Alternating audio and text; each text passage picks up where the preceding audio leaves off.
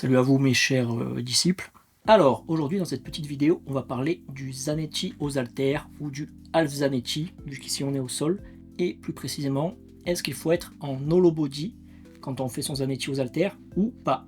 Donc déjà, si vous ne savez pas ce qu'est l'hollow body ou si vous avez un peu du mal avec ce concept, je vous conseille d'aller voir une vidéo que j'ai fait sur le sujet au tout début de la chaîne, que je foutrai ici. Et donc pour les autres, grosso modo, si vous faites du Zanetti aux haltères comme ceci, sans vous focaliser particulièrement sur l'hollow body, et que vous postez ça sur YouTube ou sur Insta ou autre, vous aurez sans doute plein de gens qui vont venir vous voir en vous disant que vous devez vous mettre en hollow body quand vous faites vos Zanetti. Donc déjà, quand on vous dit quelque chose comme ça, qu'on vient vous faire une correction de votre forme, il ne faut pas juste écouter ou accepter bêtement ce que les gens vous disent, même si c'est des athlètes de niveau mondial, peu importe. Déjà, la première chose à faire, c'est savoir pourquoi les gens conseillent ça, et donc pas hésiter à leur demander des précisions, donc leur dire pourquoi il faut être en hollow body. Si les gens ne sont pas capables de vous répondre, très souvent c'est que ce sera des conneries, et qu'ils répéteront juste ce qu'ils ont entendu ailleurs. Mais du coup, pour ce point technique là, généralement la justification que les gens vont donner, c'est parce que en planche on est en hollow body, et donc là, vu qu'on veut travailler comme en planche, comme au maltaise, on doit se mettre en hollow body pour le transfert et pour la spécificité.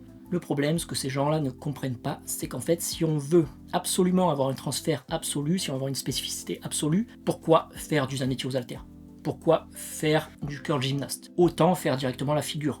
Donc au lieu de vouloir faire quelque chose d'hyper spécifique pour imiter la maltaise, autant faire de la maltaise. À la limite, il y a un petit intérêt avec les haltères côté tracking, donc c'est très facile de visualiser sa progression. Donc si on passe de 12 kg à 13 kg, c'est peut-être plus visuel que quand on fait des trails de maltaise, mais encore une fois, quand on est en maltaise ou qu'on fait des maltaises lean-up ou des exos qui sont plus spécifiques, on peut quand même avoir un tracking très précis. Donc par exemple, en jouant sur des petits élastiques pour faire du micro-loading avec le lesté-délesté, etc. Il faut savoir que quand on fait des mouvements d'assistance, le but ce n'est pas de recopier le mouvement sur lequel on va avoir du transfert, le mouvement qu'on veut assister. Si je fais du hip thrust ou du hack squat ou du pistol squat en mouvement d'assistance pour améliorer mon squat à la barre, tous ces mouvements-là sont très différents du squat barre et je ne vais pas chercher à avoir la même position et la même mécanique sur ces mouvements-là si ça n'a pas d'intérêt. Donc là, dans ce cas-là, le but de l'assistance, ça va être de travailler différemment, de travailler des faiblesses ou des facteurs limitants ou pouvoir mettre plus de focus sur un des muscles du squat bar tout en laissant reposer les autres. Idem, si je fais un mouvement par exemple de curl pour améliorer en assistance un petit peu mes tractions-supination, je ne vais pas chercher à faire la même chose que des tractions-supination, sinon autant rester sur le mouvement. Et idem, je ne vais pas chercher forcément à être dans le même angle articulaire tout le temps. Et donc, idem pour la planche, vous n'êtes pas obligé de travailler exactement de la même manière qu'en planche dès le moment où vous faites de l'assistance. Ce serait tout à fait possible de faire des exos pertinents d'assistance en planche ou en maltaise sans avoir de protraction, ou sans avoir de low body, ou même sans avoir de straight arm. Ça dépendra toujours de pourquoi vous faites l'exercice. Quel facteur limitant vous voulez travailler, quelle faiblesse vous voulez travailler. Et également sur beaucoup d'exos d'assistance pour un mouvement, le but ce sera justement de désactiver certaines choses qu'on ne veut pas travailler pour mettre plus de focus sur autre chose. Donc encore une fois, par exemple, si on veut faire de l'assistance sur son squat avec du hip thrust, quand on fait du hip thrust, le but ça va être de bosser les fessiers, ça va être de bosser ce muscle-là du squat. Mais le but ça va également être du coup de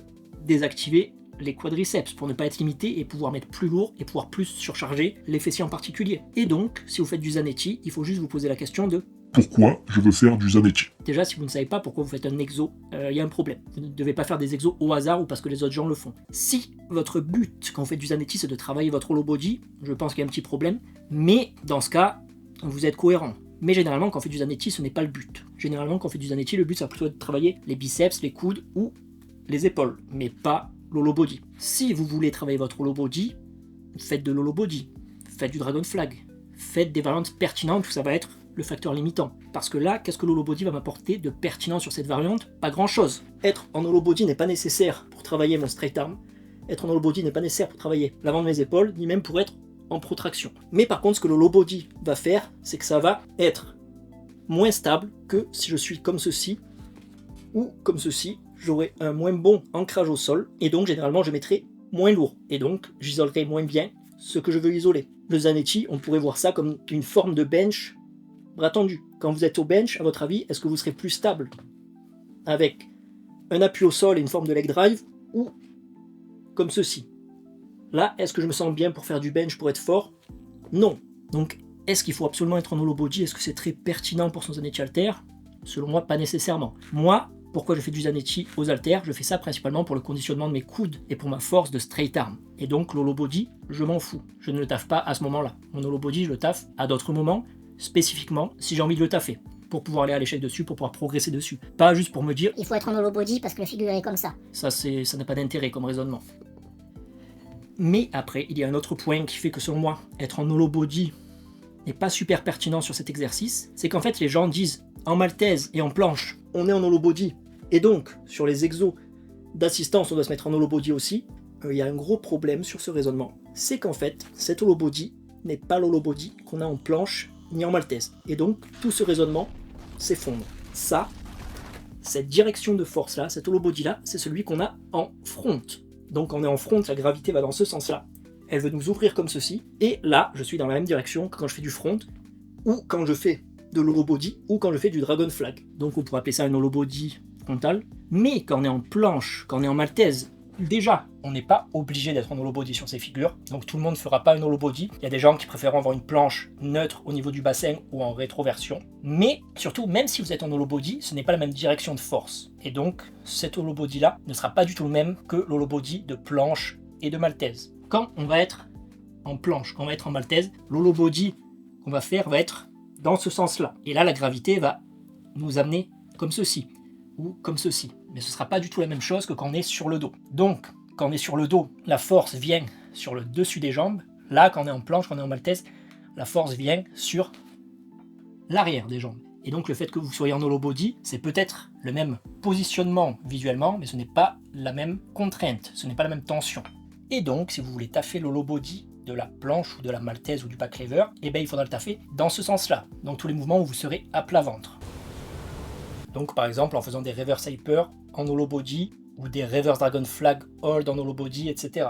Donc voilà, vous pouvez faire le test, c'est très simple. Faites un reverse dragon flag ou une reverse hyper ou un hold de reverse hyper en hollow body, puis faites la même chose en hollow body classique ou en dragon flag. Vous verrez bien que vous ne sentez pas le même travail, vous ne sentez pas la même tension, vous allez avoir différents muscles qui vont travailler, etc., etc. Donc si vous voulez, quand vous faites vos Zanetti aux haltères, vous pouvez vous mettre en hollow body, personne ne va vous gronder si vous le faites, mais dans ce cas, vous tafferez pas l'hollow body de la maltaise et de la planche. Vous travaillerez l'hollow body du front, vous travaillerez vos abdos, vos fléchisseurs de hanches d'une certaine manière, un peu vos quadriceps. Mais moi, personnellement, quand je fais du Zanetti aux haltères, tout ça, je m'en fous un petit peu.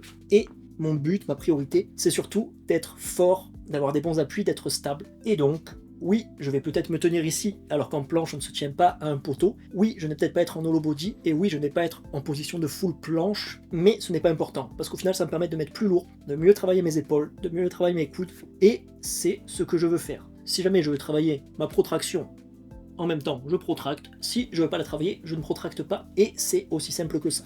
Donc voilà, si vous devez juste retenir un truc de cette vidéo, c'est qu'un mouvement d'assistance n'a pas à copier à 200% le mouvement principal. Ce n'est pas comme ça que les mouvements d'assistance marchent. Généralement, sur la plupart des mouvements d'assistance, on cherchera à désactiver certains des facteurs limitants du mouvement pour en privilégier d'autres. Et souvent, on pourra aussi chercher à rendre le mouvement moins complexe, faire en sorte qu'il y ait moins d'équilibre, qu'il y ait plus de stabilité, qu'il y ait moins d'aspects techniques, etc., etc. Donc, ne complexifiez pas inutilement vos mouvements d'assistance si ce n'est pas le but. Donc encore une fois, quand vous faites des choses, réfléchissez à pourquoi vous les faites. Ne les faites pas machinalement. Donc voilà, je pense que c'est à peu près tout pour ce sujet. Comme d'habitude, si c'était pas clair, si vous voulez en débattre, si vous avez des questions ou autres, n'hésitez pas à m'envoyer un message sur mon Instagram ou à laisser un commentaire sous la vidéo pour me faire gagner une infinité de centimes. Et sur ce, je vous dis à plus.